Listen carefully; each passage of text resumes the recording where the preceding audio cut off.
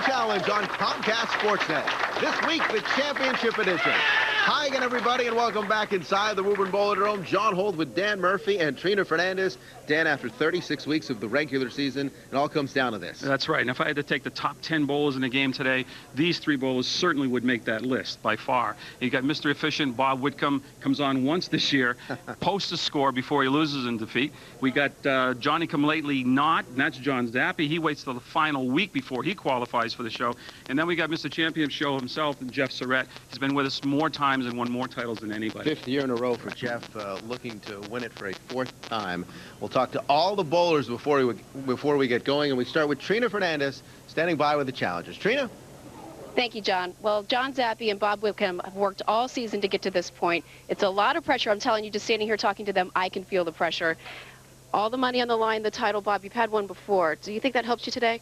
Absolutely. I think it keeps me a little more relaxed as I've won it before. But, you know, then again, I like to win another one, so the pressure's still there. And John and Jeff are both good friends of mine, and I'll just go up there and try to do the best I can. It's that one string. That's that one string format, John, that I know is tough. And you have been here in this position before, but not won the championship. Are you feeling extra pressure? A little bit. A little bit. I mean, it does mean a lot to me, but I'm just going to go out there and throw my ball and see what happens. That's it. All you can do. It's going to be exciting. It's all on the line. Back over to you, John. All right, Trina, thank you. Of course, the bowler's going for that top prize of $5,000. This guy has won that amount before. You will wait and watch, Jeff. What's your approach? Do you watch closely how your potential competitors are bowling? Nah, I won't really watch. I'll just be warming up and be ready to go when it's my turn. Is anything less than a championship acceptable for you? You've set the bar so high. No, I want to win. Well, good luck today. We're going to have some great bowling. Back with the Challengers match right after this on Comcast Sportsnet.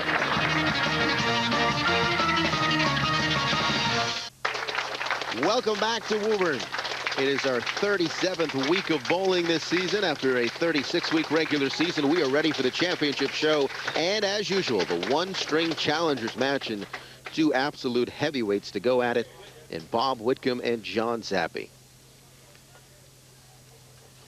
Two of them met here during the regular season just a week ago on the show, and that allowed John to advance with a 143-106 win, and he would qualify later in the championship round, posting to 288.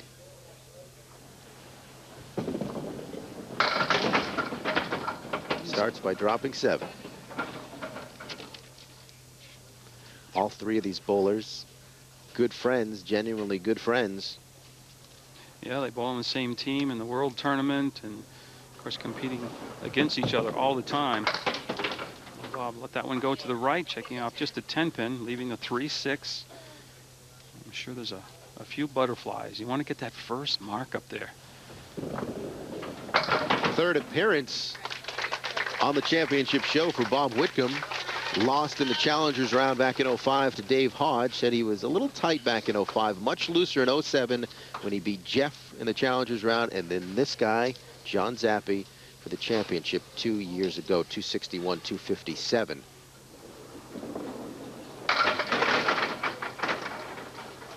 He's himself the 6 and the 9. Piece of wood was coming across. It was going to take out either the 6 or the 9. The second piece stopped it, but he's going to take a quick look at that. I don't think there's a problem with the 6 and 9. Anything on the red line or above the red line should take those 2 pins out for the first mark of the match.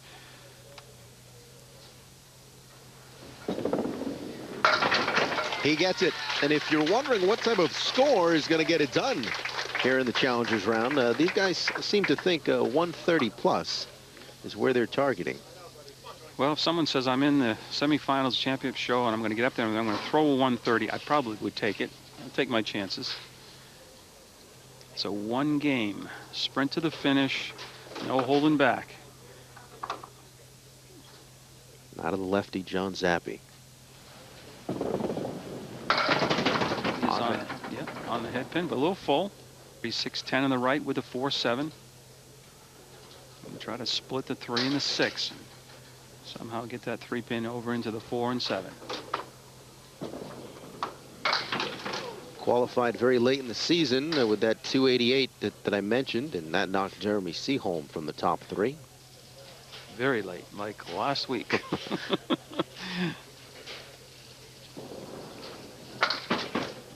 Make it an 8. He trails by a pin to Bob Whitcomb.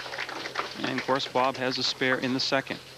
Third year in a row for John on the championship show, and he would just as soon forget a year ago when he put up a 97 in the challengers round, losing to Dave Barber. He has wanted to redeem himself for that ever since, and he gets the chance today. Yeah, he mentioned that last week. I just want to get back and do a little better in that championship show. Drops 6, leaves the 4 horsemen left. Can he match the spare from Bob Whitcomb in box 2? On the outside, he will not convert it for the spare. Last week's match, the championship round, he threw the last 5 boxes of both games, threw 5 in a row the first game and 4 out of 5 the last game. 146, 142. One pin at the moment for Bob, but he'll add to that, of course, here with the fill coming off that spare in the second.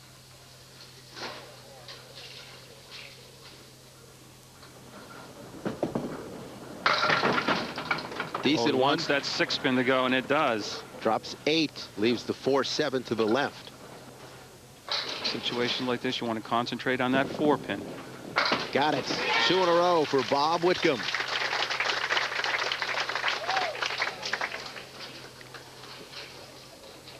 We're seeing a little less of Bob than you may remember from 2 years ago when he won the championship, and he's pretty proud of that.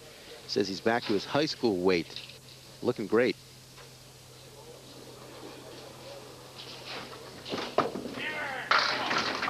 Little full again. Drops 7 on the spare, and he's looking at the 6-10 on the right and the 8 pin. See where that wood settles down. He's going to have to come up high in that piece of wood, and hopefully he can benefit from the second piece that's near the 6-10. He's about 6'2", I say, right? So he probably can go to the foul line and look over those pins. I couldn't do that.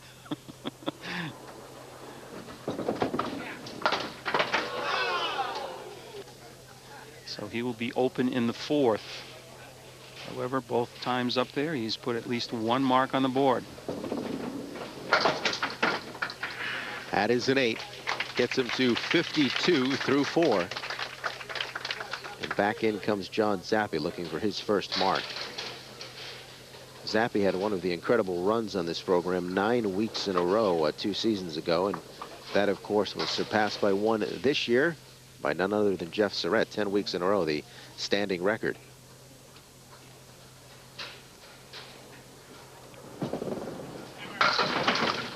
Again, a little full, leaving the 6 pin along with the 4-7. I think I'd go after the 4-7 and catch a piece of that wood and just may take out the 6. I'm not so sure if you can go far right in that wood, but let's see what John decides to do. It's good effort.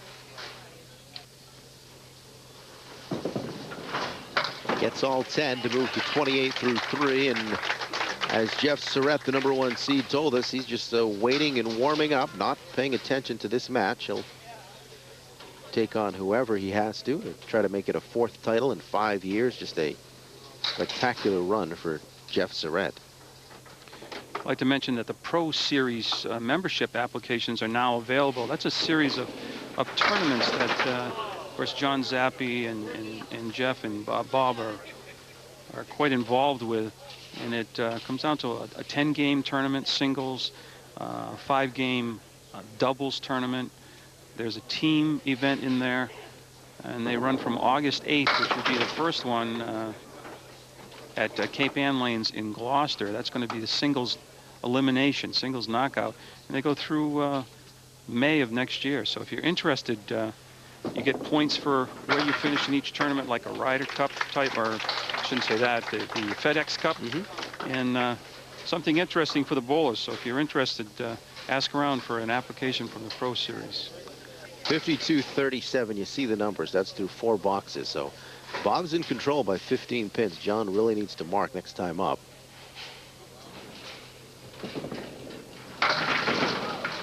Bob drops 9, just a single pin away from his 3rd mark. Yeah, the kingpin, the 5 remains. This is going to make it real difficult for John Zappi.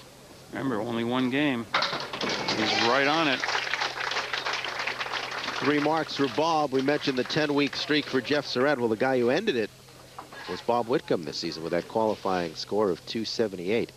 Beat Jeff by 4 pins, 278, 274. Big ball here on the fill.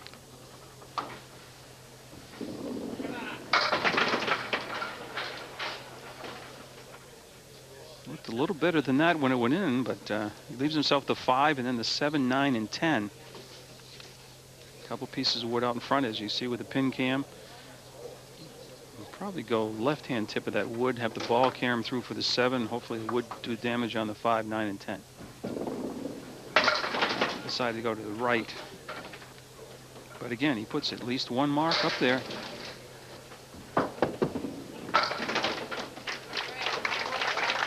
Through 6 now, 77.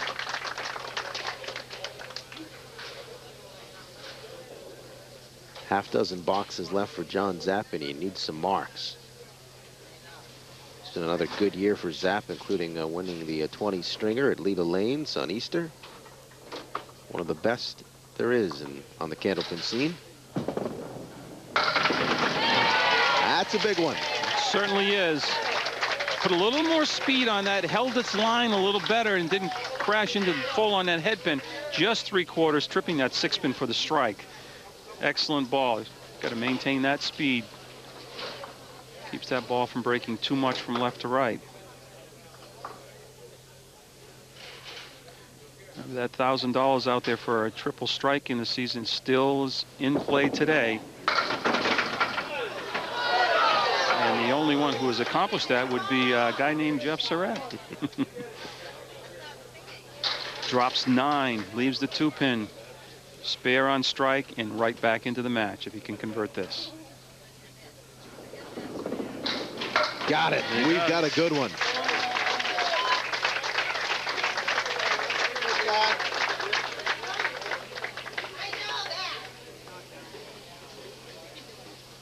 Box 7 for Bob.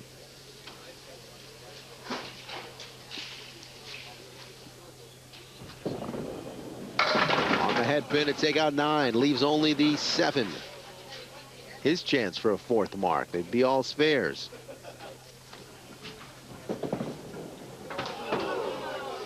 Crucial miss there.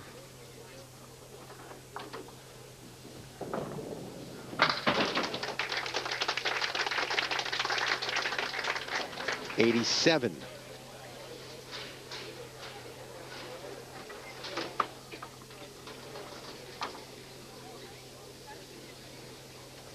This is our champ from 2 years ago. Beat John Zappi in the championship that year, Bob Whitcomb.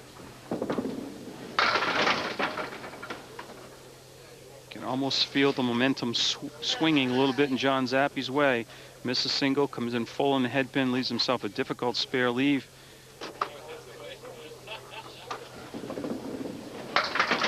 Oh, what a shot! Incredible. Oh, my. Once again, he marks at least once every time he gets up. Put a circle around that one, boys and girls. That was a terrific shot. Off the wall, gets the 9 into the 6, and finally the 10. A huge mark in the 8th frame. John Zappi going for 3 marks in a row. Strike, spare, now here in the 7th.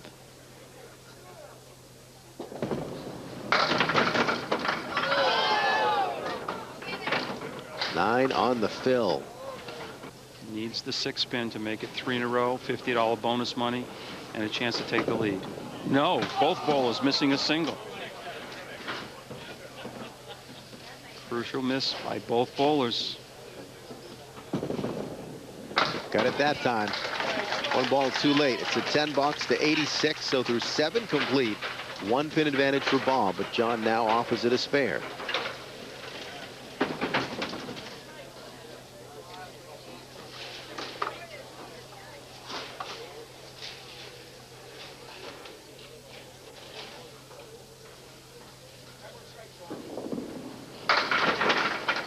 Right back in the pocket, leaves himself the 5, 7, 8, but a makeable spare because of the wood in between the 5 and the 7, 5 and the 8.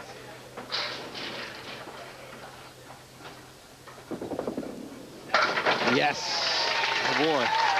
One pin, final 2 frames. Winner to take on Jeff Surratt. Here you see a replay. That's what makes Candlepin bowling so unique. That extra pieces of wood that stay on the playing surface. 97 in a ball for Bob Whitcomb in the 8th. Final 2 frames. Big 9-pin drop. Looking at a single again. He's just missed one last time up on this very lane, so it's got to be thinking about that. 7-pin going to make it 2 in a row. Yes. Got it. 116 and counting.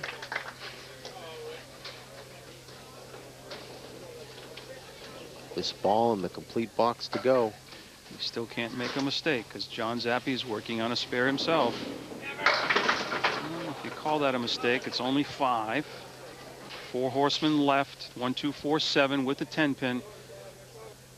First order of business, got to catch the head pin.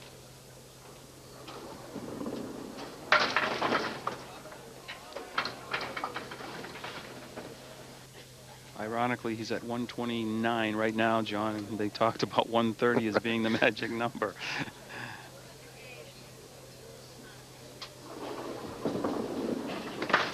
It's 129. Needless to say, this first of all coming up from John Zappi is huge. This for a guy who told me he always feels he has something to prove on this show. Today, no different. As you can see, Bob Whitcomb closing his eyes, deep in thought. Perhaps a prayer or two. We'll see how it plays out. I'm sure John's thinking, I need the head pin. Keep my speed up. Oh. Well, he got away with it. Pulled it to the right. But I don't like the piece of wood between the 1 and the 2. If you split the 1 and the 2, you're not going to make the shot, I believe. I think you have to go on the outside of the head pin, catch the head pin clean, and hopefully the wood will take out the 2 and the 4.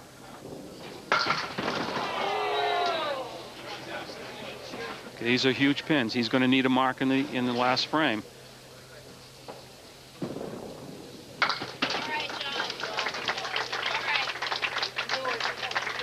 $113. 16 to tie it. Yeah. Spare or strike with 6 for the tie. Spare or strike with 7 is the win. Oh, he's going to have to make one. 1, 2, 9, 10.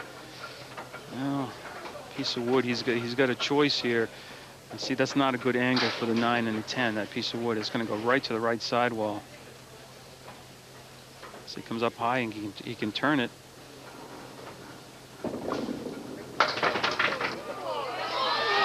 And it won't go. Oh. Bob Whitcomb survives.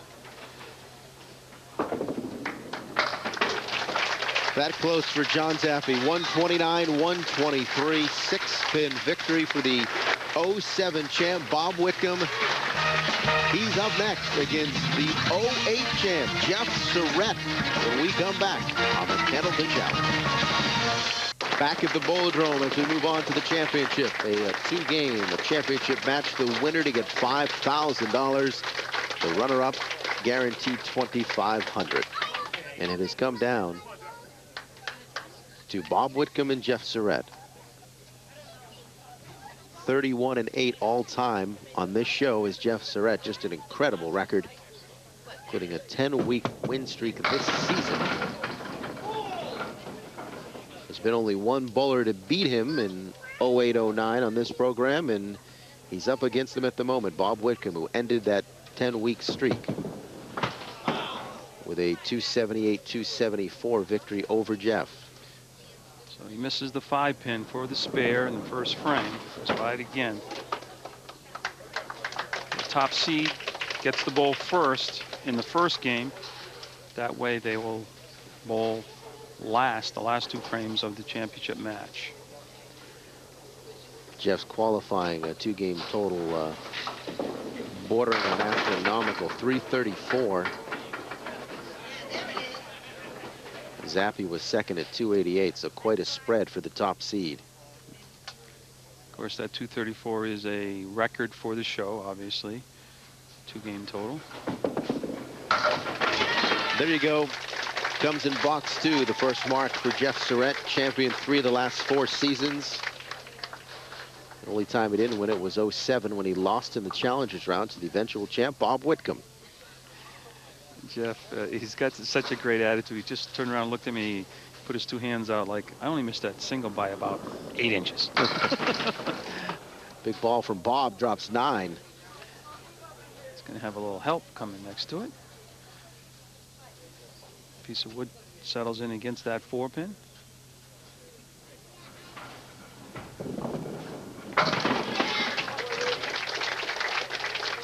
Once you survive the Challengers round, is there anything to be said for being warm and loose and coming off that? Once you've kind of escaped that versus your competitor who's just been warming up. I think, yeah, you're in the heat of the battle already. I think it does give them a little advantage, at least at the start of the match. Half dozen fall as you get the 4 horsemen to the right.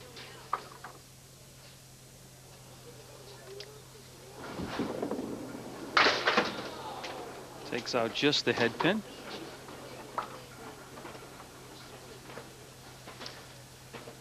But again, he's done what he had in the entire Challengers match, and that's put a mark up at least one of the 2 boxes.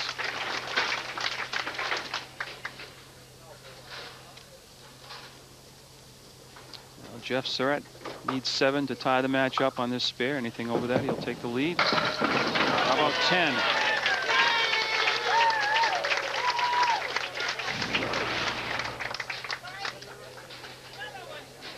Five pin and then the 7-pin. Pins are just exploding off his ball right now. Chance for $50 in bonus money if he can throw another mark up.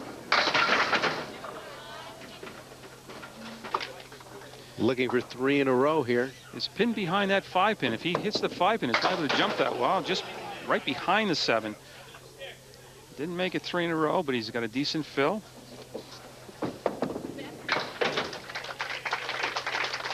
Gets up to 49. Make that to 58. 9-pin difference there, John. 58 through 4. And you weren't looking at my sheet there, John. Don't let the people think, oh, he's looking at Murphy's math. That one got away from Bob to the far right and dropped 7. That's the good news, folks. The bad news is he leaves himself the 7, the 8, and the 9, and there is no playable wood. Good luck, Bob.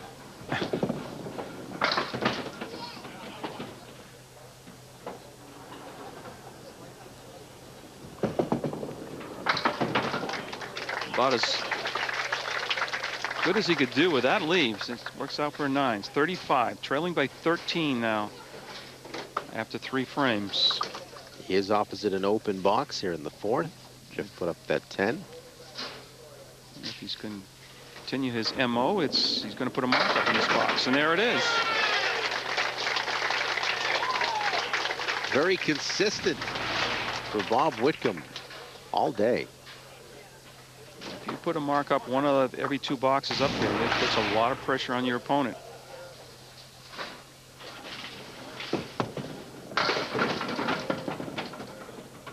Four left for Jeff. He's got the 2-pin on the left and then the 3, 6, 10. Piece of wood. He's going to play that 2-pin in the wood. See if he can get something coming off the left sidewall.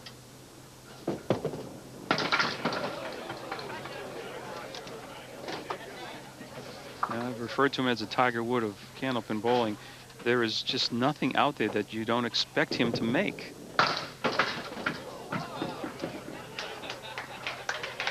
It's a 9 box. He gives him 67 at the halfway point. First game, championship match. Winner takes home $5,000 plus bonus money.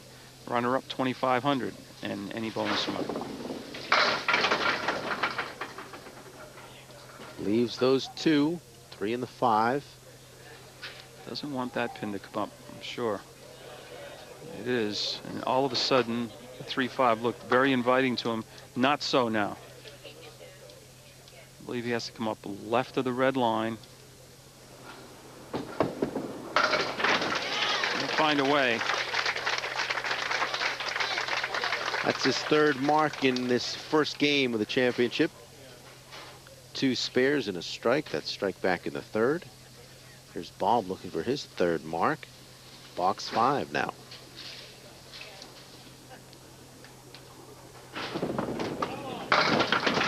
Light hit. After all said and done, though, he leaves himself the 2 and the 7. Because he's working on a strike. Would love to go spare on strike.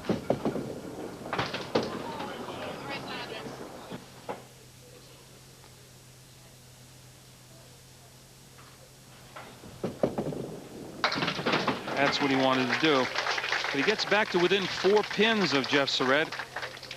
To maintain that 4-pin disadvantage, though, he needs to put a mark up. Jeff has a mark in the 6th.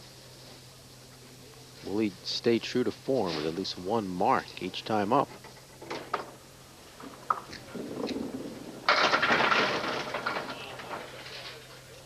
Five and the 9 pins. Again, there's an object pin, which with the 5. You miss the 5, you're not going to get the spare. Concentrate on the 5 pin. Got them both. His third mark. And it is tight, 77 to 73. Both bowlers will fill when they step back up. We're back after this on the Candlepin Challenge. Welcome back. 6 frames into game 1 of 2 to crown a champ this season. Mr. Orlando and his dad, 2 of our regulars are here, along with many others. Thanks for the great support. There you go. We'd like to hear from you. What system you're watching the show on and where you're located. Just email us at bowlcandlepin.com, and we'd love to hear from you. We did get a little note from some people out in the western part of the state. RF&C Horton in Munson, and they watch it on channel 52, Comcast. Jeff drops 9, and also Rick Colte, I guess, from Palmer, my own hometown. Picotle. If I mispronounced your name, Rich, I'm sorry, but from Palmer and Munson. Thanks for writing in. Can't pick up the mark. Misses the single. It's his second single. I don't see Jeff do that too many times in a match. 96 through 7.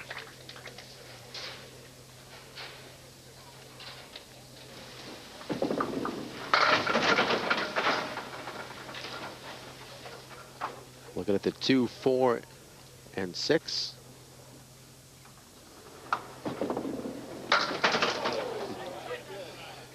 Almost cut the 2 into the 6, but he will be open 2 frames.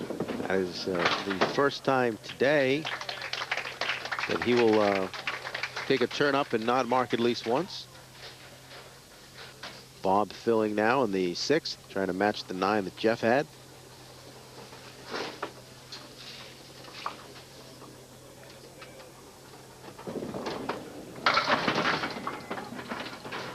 Take out the 7. Not quite. A lot of wood in front of that 7 to the left, too. I think you got to go right at the 7, the red line of that front piece of wood, and second piece could take the 10 out. Trying to make it 2 in a row. Now it took the 7 out, 10 out, but left the 7. Can stay within 5. He knocks this one down. This is a 91-96. 5-pin advantage for Jeff Surratt.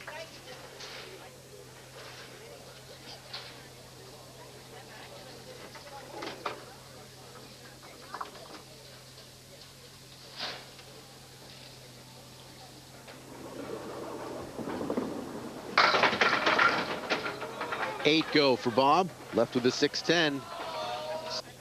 He has a choice here. Take the wood, clear out the 6-10, or shoot directly at the 6-10. I believe he can get by that front piece of wood. Now the risk reward, I think I would take the wood and the red line, but see what he decides to do. A little too low on the wood.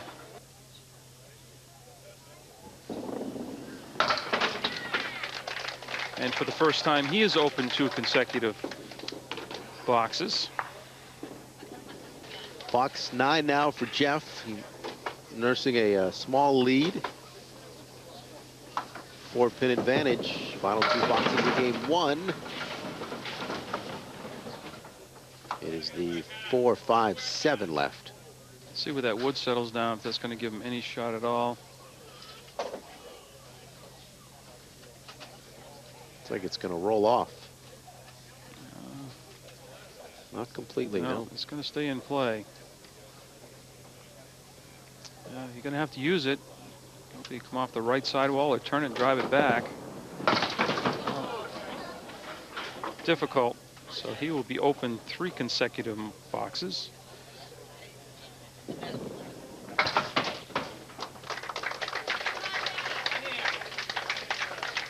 Up to 114 is second straight 9.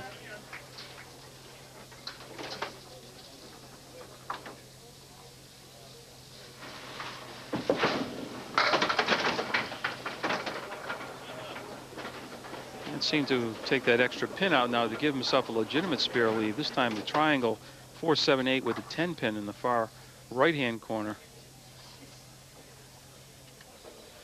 You know, I don't see much with that piece of wood out front. I would go after the triangle and the 4, 7 side, and hopefully the 4 would come in contact with the 8 and dance across for the 10. Jeff is going to try the wood. And did you see that? If we had a replay of that, a second piece of wood or the original piece stopped the 10 pin from coming across.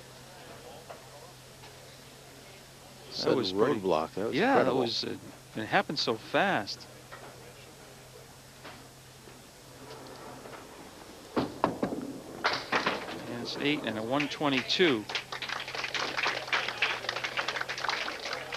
Take a look at this, folks. This is amazing. That first piece of wood will go off the wall. Now it comes across. No, it was coming out of the pit, and the second piece of wood stopped. No, of course, nobody else saw that but me. Eagle eye. Just a single for Bob. Wow. Got only the 3. Can he recover? Both bowls cooled off a little bit.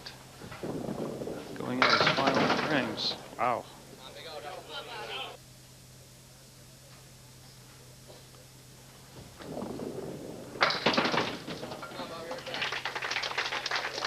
So he drops 2 and count there.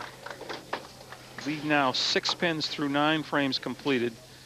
Bob is opposite an 8 box. With a mark here, could take over the lead.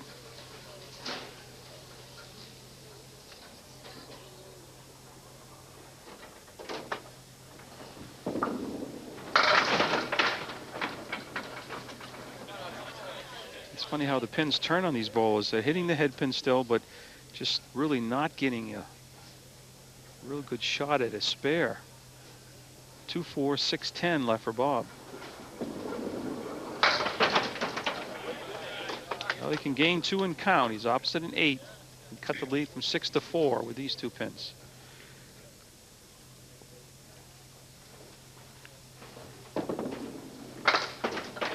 Got one of them. Leads at 5, 122. We're halfway to $5,000 for one of these guys. Back with game 2 after this. Back for game 2, final game of the season. It's all to crown a champ.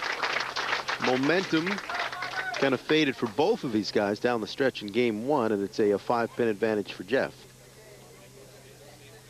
122, 117. I expect to see that we'll see better bowling here in game 2. In the last 4 boxes, neither bowler could come up with any kind of a mark. And it starts right away.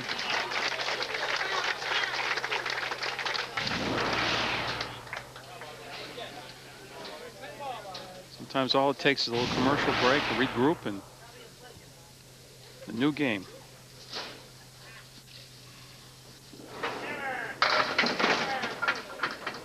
First ball, the Phil gets 8, but it leaves the 6-7 Let's take a look at this wood. Well, it doesn't want it to go too far.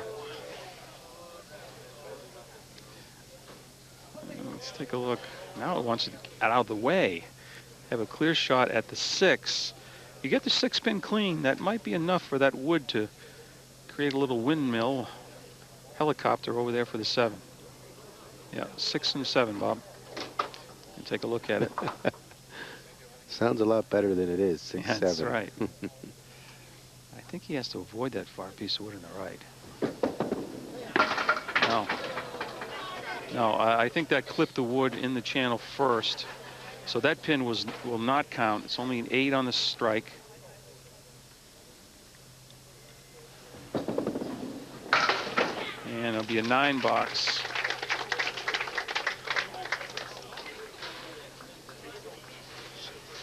The ball leaves the lane and hits a piece of wood, dead wood in the gutter or the channel before it hits anything fair. Those pins knocked down will not count. Bob immediately put his hands up saying that no, that was no good. Jeff looking at the 6 and a 9.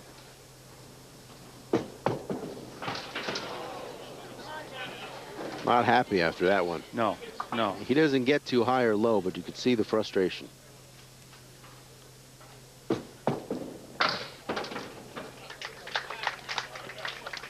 Started game 2 with a 5-pin advantage, 122-117, but already behind Bob here in game 2.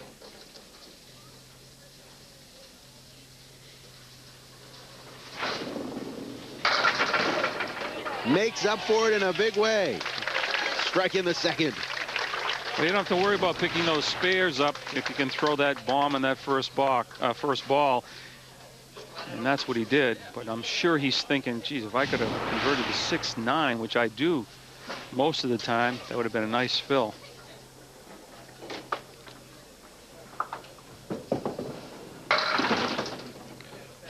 Four horsemen left, 1, 2, 4, 7. No one has managed 3 in a row.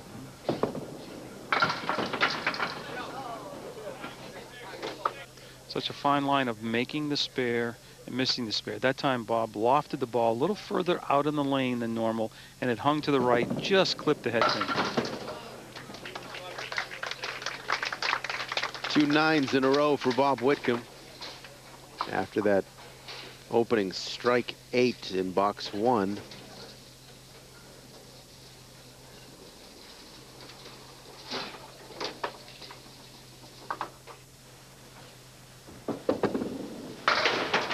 Ouch. The 1 and the 9. Go after the 3-6, I believe.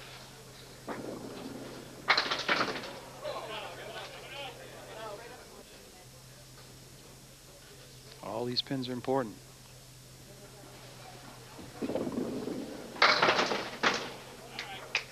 Just a 7.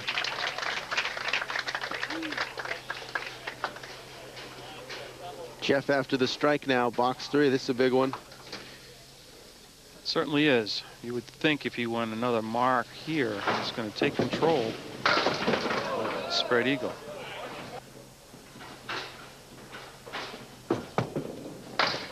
Wow. Wow. Just 5.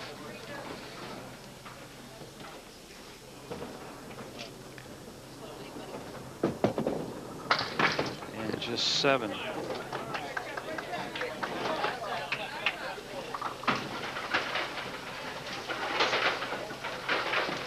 Is Jeff's wife and Kristen and his new baby Thomas.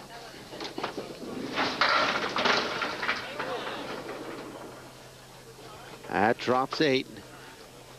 3-4 left. Well, he's going to have to cap that piece of wood. Oh, and the ball comes back. Oh my.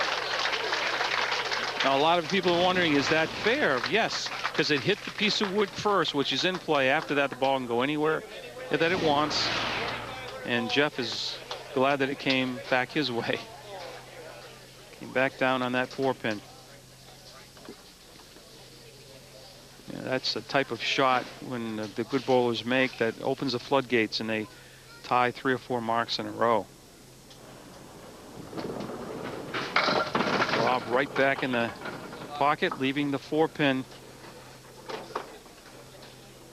It would be his second mark of this game, opened with that strike. It's almost a must, just to get the feeling, the momentum back and a little confidence. Yep. Yes.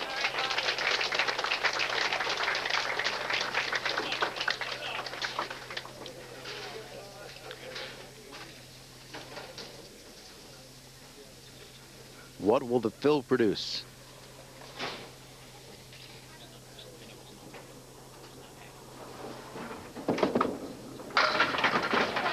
How about a fill of 9? Trying to go spare on strike.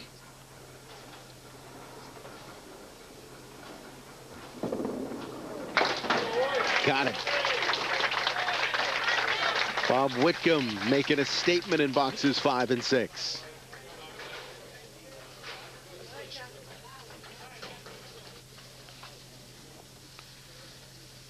Jeff working on a spare in the 4th.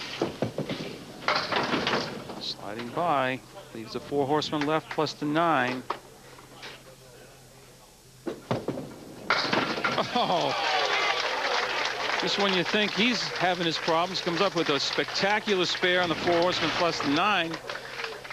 2 marks in a row.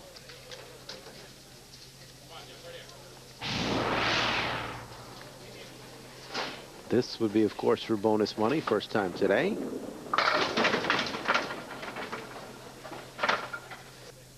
Trying to split the 2 and the 4, or have heavy on the 2 and come off the sidewall for the 6. Tried to split them, so we're going to have a tight match, folks. The final 4 frames. Just 8 in the 6th for Jeff. It shapes up as a terrific finish. Down the stretch we go. 37th and final week of the season. Back after this on Comcast Sportsnet. Welcome back. Just 4 boxes remaining in the 08-09 season of the Candlepin Challenge. Bob Whitcomb filling here in the 7th. More than 4, he'll take the lead over Jeff Surratt. Coming off 2 straight marks, 5 and 6 spares.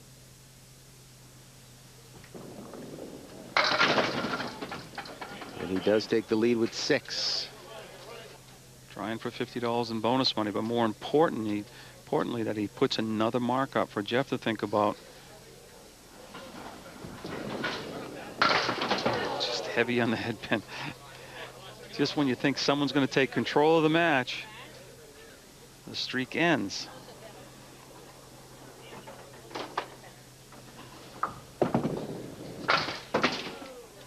Eight in the 7th. Bob to the crucial 8th box. Wipes out 8 of them. Well, that could fall backwards for the strike. How about 10 of them? Got the 8 off the bat, then the 9th one, and almost all 10. Yeah, nudged the headpin. Headpin fell backwards and almost took out the 3. What you want to avoid is capping that piece of wood in front of the 3. Send the wood one way and the ball the opposite. Not him. Spare in the foundation lane, that 8th frame. Well, let's see if Jeff can answer the call here.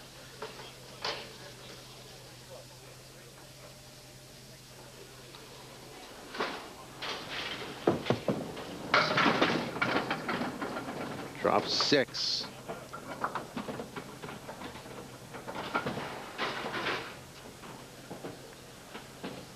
One, 2, 8, 10. All of them go. They not go down without a fight. Gives him 81 plus this ball. It's the head pin go down and take out that 10 pin. Back and forth we go.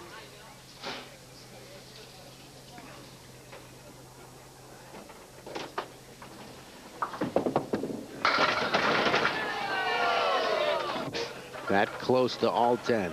Great fill, though, 9. Can he get by that? See if his shot with the pin cam.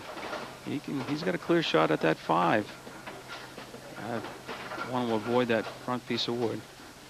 Match the mark already put up in the 8th. And he's got it, folks. Wow.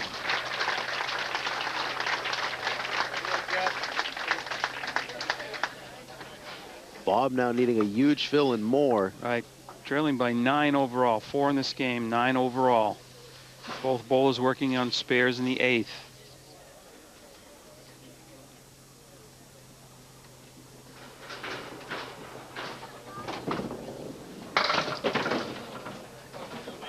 Not what he wanted. No, just 3.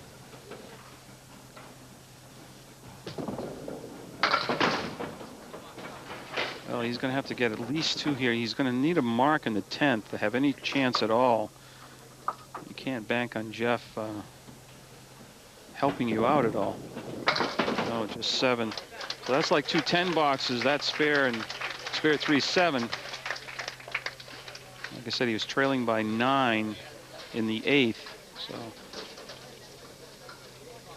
we definitely need a mark and a decent fill, and hope that Jeff doesn't throw another mark.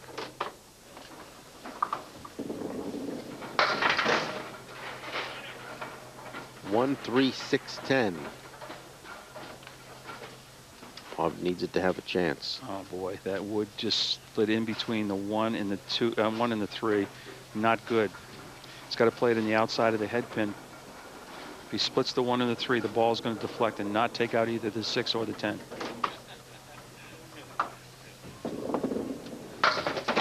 There it is. No, it just wasn't a good angle. Well, Jeff is just going to be able to keep it on the lane for another title. 116 in this game for Bob, 117 in the first, 233 the total. Jeff needing just 12 more to surpass that over the final 2 boxes.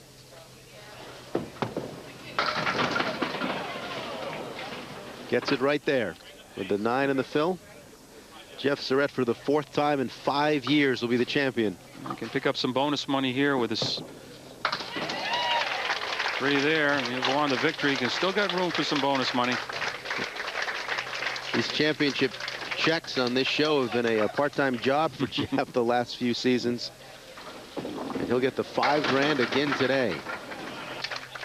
Well, he'll get the 5 grand, also the 1,000 for the triple strike, which no one was able to accomplish but him.